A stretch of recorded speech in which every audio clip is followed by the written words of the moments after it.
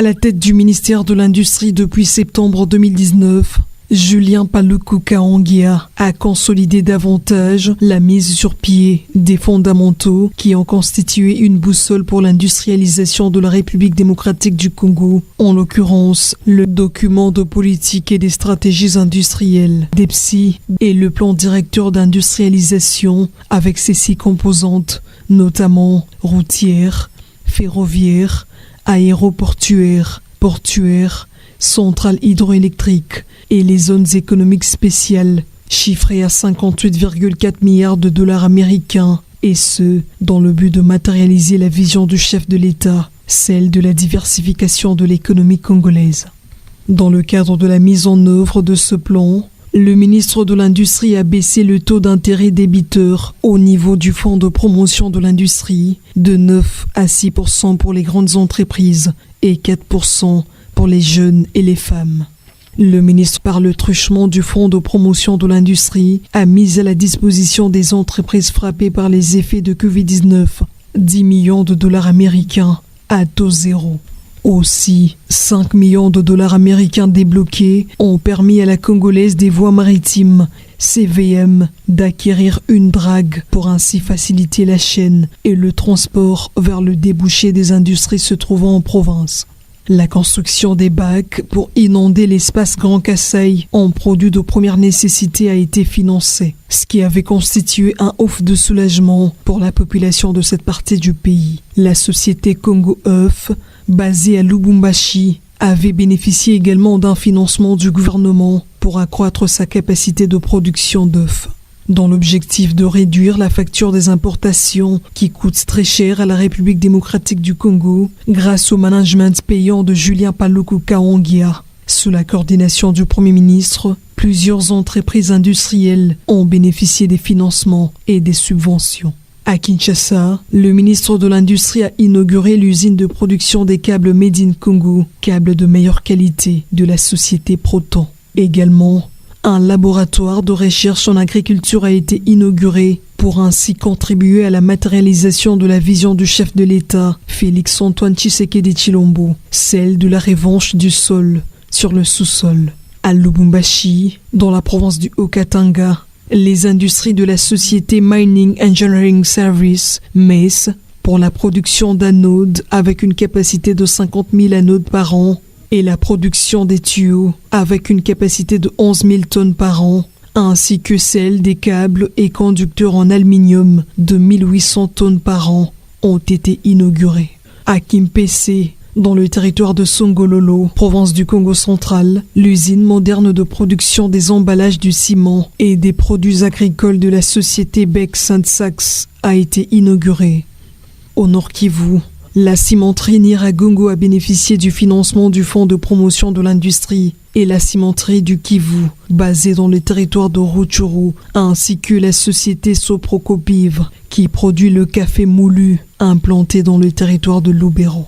Dans la province de l'Ituri, la société Pacific Trading, spécialisée dans le café, a été financée. Dans l'espace Kasaï, plusieurs projets sont en train d'être réalisés dans la construction de la centrale photovoltaïque de Chipuka de 10 MW, qui connaît des avancées significatives avec l'installation des panneaux qui se produit sur un espace de 80 hectares, la construction et l'aménagement de la route à péage Mbujimayi-Kananga, mais aussi un hôpital moderne et école à Mbujimayi. Dans l'espace Grand Bandundu, la société Krisnovik, qui a presque fini avec l'installation de ses usines de production d'huile de palme brute, huile raffinée, huile palmiste, du savon et du biodiesel à Vanga, dans la province du Kwilu, a bénéficié de subventions de l'État congolais et des financements du Fonds de promotion de l'industrie. En véritable homme de terrain, le ministre de l'Industrie a eu à visiter ces usines, et ce, avant leur inauguration par la plus haute autorité du pays. À Kisangani, dans la Chopo, le gouvernement a déjà annoncé le déblocage d'un montant de 17 500 000 dollars américains pour relancer la société textile de Kisangani, Sotexki. Toujours dans le but de limiter les importations, la sucrerie du Kivu, Kiliba, a été relancée dans la province du Sud Kivu, et ce, grâce au financement du Fonds de promotion de l'industrie. D'autres unités de production installées par les partenaires ont été inaugurées dans la cimenterie de Kolwezi, dans le Lualaba, et la cimenterie de Likasi, dans le Haut-Katanga. Concernant la mise en place des zones économiques spéciales qui accordent des facilités fiscales, parafiscales et douanières aux investisseurs, tant nationaux qu'étrangers, la zone économique spéciale pilote de Maluku, basée à l'est de Kinshasa, se métamorphose au jour le jour, avec les travaux de viabilisation du site et l'installation des entreprises industrielles, dont Saphir Céramique, spécialisée dans la production des carreaux et faïences. La toute première production des carreaux et faïences Made in Congo est attendue au plus tard au mois de juin prochain. La société Varum Beverage, Pepsi, spécialisée dans la production des boissons gazeuses. Unique Pharma, pour la production des médicaments. La société TKM, spécialisée dans la production des emballages. Ces entreprises sont en train d'accélérer l'installation de leurs usines respectives. Pendant ce temps, d'autres sociétés industrielles se bousculent pour s'installer dans cette zone économique spéciale pilote qui a déjà connu la visite de quelques membres du gouvernement et des directeurs généraux des établissements publics concernés par l'octroi des avantages fiscaux, parafiscaux et douaniers qu'accorde une zone économique spéciale. Sur place, à Maluku, plusieurs emplois sont en train d'être créés. À l'est de la République démocratique du Congo, le ministre de l'Industrie a lancé la zone économique spéciale de Moussié-Néné, basée dans le territoire de Lubero, au Nord Kivu, avec ses 127 hectares, et à l'intérieur de laquelle seront installées 20 grandes entreprises et une centaine de petites et moyennes entreprises. Le statut de cette zone économique spéciale a été remis à cette occasion à l'aménageur, qui est la Socitec.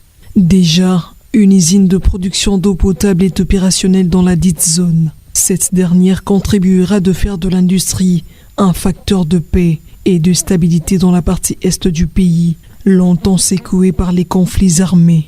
Dans l'espace Équateur, la zone économique spéciale de Miluna, située à Guaca, dans le territoire de Boudjala, recevra des industries de transformation de l'EVA, des huiles naturelles, du cacao et du café. Et d'autres zones économiques spéciales sont en plein chantier dans différentes provinces, dans le Lualaba, la Chopo et le Tanganyika, où une zone économique spéciale autour de lithium est attendue. En ce qui concerne l'industrie des batteries et des véhicules électriques, la signature de l'accord cadre pour le lancement de l'étude des préfaisabilités de la zone économique spéciale transfrontalière dédiée à la production des précurseurs pour batteries, des batteries et véhicules électriques a été signée à Kinshasa par les ministres de l'Industrie, des Finances et des Mines pour le gouvernement congolais et la Zambie par le biais de son ministre du Commerce et de l'Industrie, mais aussi la Commission économique des Nations Unies pour l'Afrique, CEA, et Afreximbank pour le compte des banquiers, et ce, sous la supervision du Premier ministre Jean-Michel Sama-Lukonde. Le coût global de cette étude de préfaisabilité menée par la société Arise, spécialisée dans le développement des zones économiques spéciales dans plusieurs pays africains, dont le Gabon et Bénin, est de 750 000 $ américains pour une durée de 4 mois. Un accord cadre qui intervient après la signature de l'accord de coopération conclu entre la République démocratique du Congo et la Zambie, et la signature de ce même accord, cette fois-ci, entre les gouvernements congolais, zambiens et américains à Washington. Dans le cadre du transfert des technologies, le Centre africain d'excellence pour l'industrie des batteries et des véhicules électriques a été créé et aujourd'hui opérationnel à la faculté de Polytechnique à l'université de Lubumbashi. Tout ceci dans le cadre de la mise en œuvre des recommandations phares du DRC Africa Business Forum, focalisé sur les développements d'une chaîne de valeur régionale autour de l'industrie des batteries électriques, un marché des véhicules électriques et des énergies renouvelables, tenu en novembre 2021 à Kinshasa, mené par Bloomberg, démontre que la République démocratique du Congo est la meilleure destination au monde pour l'industrie des batteries et véhicules électriques. Au chapitre agroalimentaire, pour faire face à une rareté du blé sur le marché Suite à la crise russo-ukrainienne, la norme de l'introduction de la farine de manioc dans la production du pain et des produits de la pâtisserie a été adoptée par les experts. Donc, pain composite à base du froment, 90%, et de la farine de manioc, 10%, et 20% de la farine de manioc pour les produits de la pâtisserie, dont le cake, spaghettis et galettes. Déjà à Kinshasa, où le ministre de l'Industrie a eu à déguster ces produits, mais aussi dans l'ex-Grand Bandundu et dans d'autres provinces. Ces pains se consomment à la grande satisfaction des clients. Une politique qui vise à valoriser la culture du manioc à travers le pays et sa commercialisation pour ainsi contribuer à la création d'une classe moyenne. Signalons que plus de 2000 normes ont été déjà adoptées au ministère de l'Industrie, et cela dans le but de rendre compétitifs les produits Made in Congo sur le marché international et préserver la sécurité des consommateurs. Concernant la propriété intellectuelle, plus de 15 000 certificats d'enregistrement et d'agrément ont été signés par le ministre de l'Industrie. Une brigade industrielle pour faire respecter ces normes et la métrologie légale est en chantier. Et pour protéger les industries locales, un système intégré d'estampillage et de code-barres pour donner l'identité aux produits congolais, un partenariat public-privé a été mis en place. S'agissant de la promotion des nouvelles technologies appliquées à l'industrie, un accélérateur des développements industriels et durables a été mis sur pied et a assuré la formation de 100 porteurs des projets sélectionnés à l'issue de la première édition de la masterclass des innovateurs et inventeurs congolais. Sur le plan institutionnel, grâce au management de Julien Paluku Kaongia, le ministère de l'Industrie est devenu un méga-ministère. Aujourd'hui, il est doté des nouvelles structures qui disposent de leur conseil d'administration et comité de gestion. Ces établissements publics sont l'Agence des zones économiques spéciales, AZES, qui a la mission d'assurer l'administration, la régularisation, le contrôle et les activités ayant trait à l'aménagement et la gestion des zones économiques spéciales en République démocratique du Congo. La Direction générale des corridors de développement industriel, DGCDI, avec comme mission de créer, administrer, réguler, contrôler et gérer les corridors de développement industriel.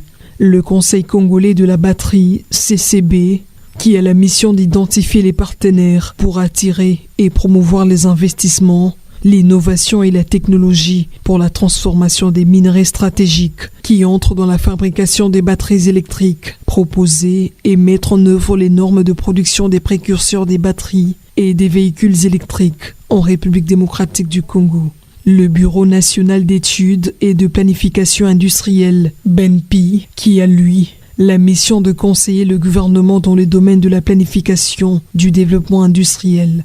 Le guichet de mise à niveau, GEMEN, a la mission de renforcer les capacités techniques et financières des entreprises congolaises afin de faire face à la concurrence actuelle des produits importés et ceux des pays membres de la zone de libre-échange continentale africaine, ZLECAf, signalant que tous ces financements, subventions et la création de ces nouveaux établissements publics ont contribué à la création des richesses et de plusieurs emplois à travers le pays. Quelle perspective pour le ministre de l'Industrie ? Julien Paluku Kaongia répond. La consolidation de l'existant. Et pour le ministère de l'Industrie, la mission principale, c'est l'industrialisation du pays. Et le chef de l'État a choisi un modèle économique basé sur la diversification, la densification des zones économiques spéciales. Parce qu'à travers les zones économiques spéciales, il y aura beaucoup d'unités industrielles, contrairement à aujourd'hui, où le pays s'est désindustrialisé depuis 1960. Vous savez que nous avions près de 9600 entreprises industrielles en 1960. Aujourd'hui, on a moins de 1000. Et donc, le fait pour le président de la République d'avoir choisi un nouveau modèle économique permettrait ainsi d'avoir des milliers d'unités industrielles, créer de l'emploi, créer de la richesse, limiter la facture des importations qui pèsent lourd sur l'économie congolaise. Voilà pourquoi nous sommes sur une dizaine de chantiers de mise en place des zones économiques spéciales. Pour Kinshasa, qui est la zone industrielle numéro 1, on a par exemple la zone de Maluku, on a également la zone économique spéciale Kinmalebo. Pour le secteur nord, l'espace équateur, on a déjà une zone, c'est la Green Special Economic Zone, c'est-à-dire la zone verte de Miluna, nous sommes au sud du Bangui. L'autre zone qui sera développée dans l'espace équateur, c'est dans la province de l'Équateur elle-même, où sera installée une zone essentiellement consacrée au traitement du bois.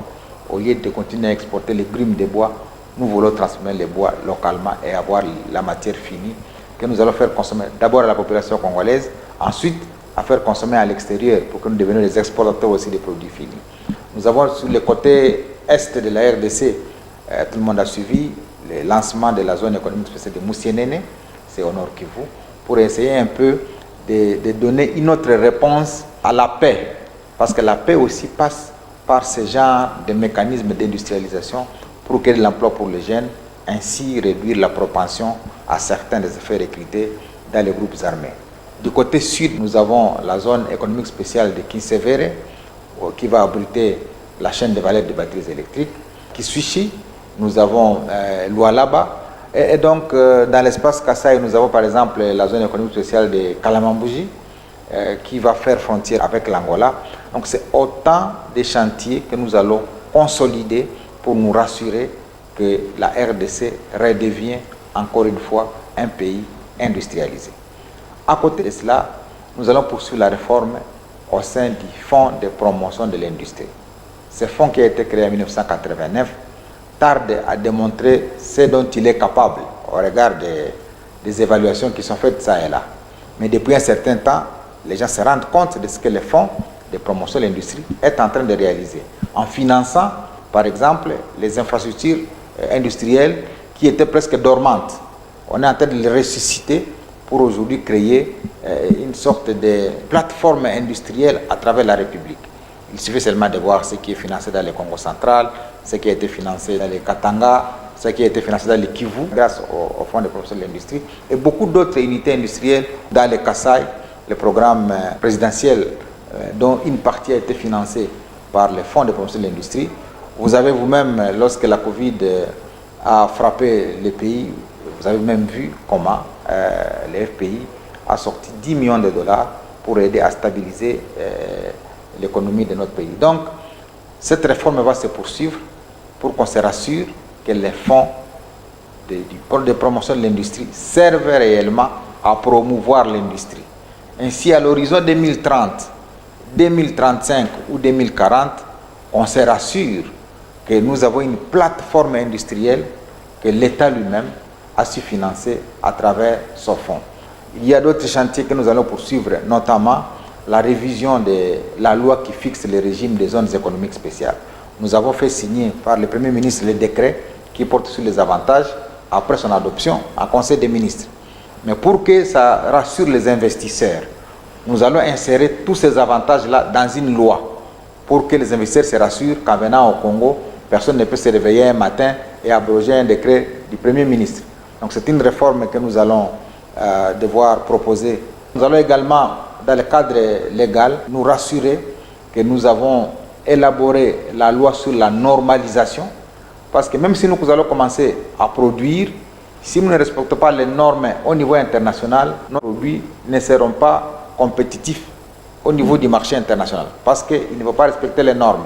Nous allons également nous mettre sur ces chantiers, y compris la loi sur la propriété intellectuelle, parce que tout cela relève du ministère de l'Industrie. Voilà plus ou moins les chantiers que nous allons poursuivre pour consolider les acquis déjà faits et rassurer l'opinion que le ministère de l'Industrie devient parmi les méga ministères, parce qu'il a commencé avec les fonds de promotion de l'industrie. Aujourd'hui, il a d'autres agences qui vont assurer la mise en œuvre du programme du gouvernement pour nous rassurer que tout ce qui viendront vont trouver les fondamentaux déjà faits et qu'il n'y ait pas de difficulté à poursuivre le programme qu'ils vont trouver sur la table.